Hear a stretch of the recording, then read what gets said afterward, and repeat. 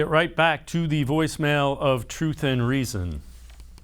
Hi, this is Mark from North Olmsted. I really enjoy the format now, the adding the input and energy from callers to the excellent roster of sports media guests to comment on. I wish the Browns news wasn't understandably dominated by the Watson story, and we could return to sports in the CLE being one of a welcome distraction from everyday problems we all have. I have avoided calling due to this painful ongoing soap opera. However, I have something I'd like to be commented on. If indeed it's true that the Texans assisted in Watson's behavior and withheld that from the Browns, and this could be proven, could that then be used by the Browns and the NFL to avoid not only the salary and the new contract, but the actual trade itself? Like, obviously, we're not contract law specialists here. The buyer beware idea and investigation by the Browns wouldn't seem to be enough to protect the Texans if they indeed withheld being involved in the alleged behavior.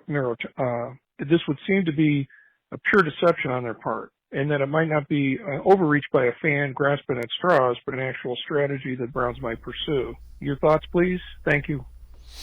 As always, we appreciate all of the voicemails. Mary Kay Cabot, a frequent guest and the Browns beat reporter for cleveland.com, wrote an article. You can go and read it on cleveland.com. At the current time, the Browns do not plan to either void the trade or try to get any of the guaranteed money away from Deshaun Watson. In terms of the question, could the trade be voided? You know, Brad, when you talk about that, that's a league. It would have to be arbitrated by the league. It wouldn't be, the NFL is its own entity, so you would be appealing to the league to void it. I don't know what you would do as far as first-round pick. You can't get the first-round pick back that you gave away this year. But it doesn't sound like the Browns are going down that road. But if you were going to, it would be based on something that you would appeal to the league to, not any judicial system.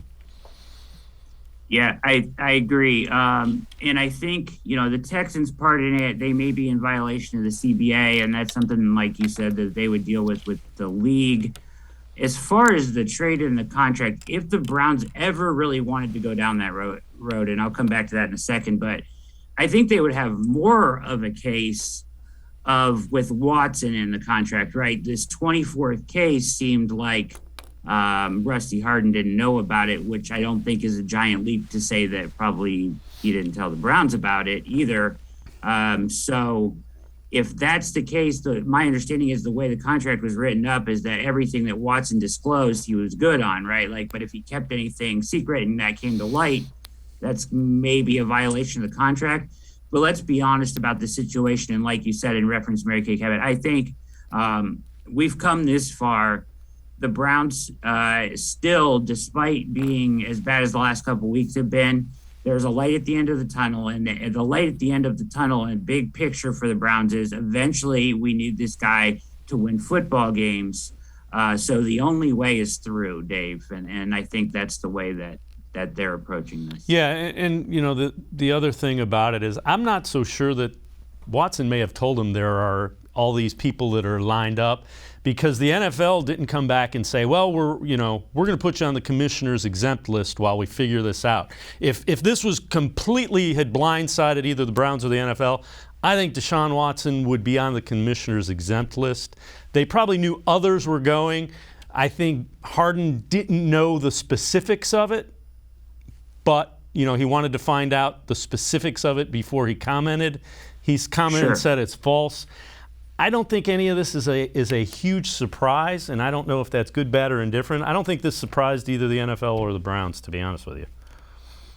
Yeah, I don't think the additional accusers, I think, and there's probably more out there if you do the math, right? The 66 minus the 18 that support him, there's potentially others coming, right? I think they're aware of that. But it is going to hold up the NFL investigation because I don't think they can rule until everything comes out, right? I don't think that would be a very good look for them. Maybe not. I don't know. We'll see on that end. But I do agree that I think they probably expected it to come out. This one, the fact that Rusty said he wasn't aware of the woman, I think the woman's name is the way I think he phrased it, or this case, the details of the case, and he wanted to look into it, as you said.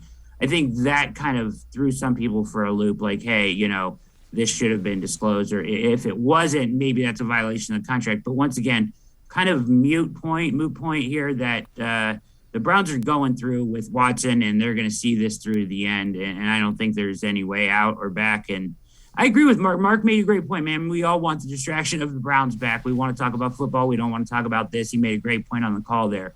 I feel his pain. You know, we don't want to be talking about this stuff, but it's just kind of the way it is right now. Yep. Give us the old days of talking about the backup guards and who's going to make the roster and all that stuff. Can't wait for that. Brad,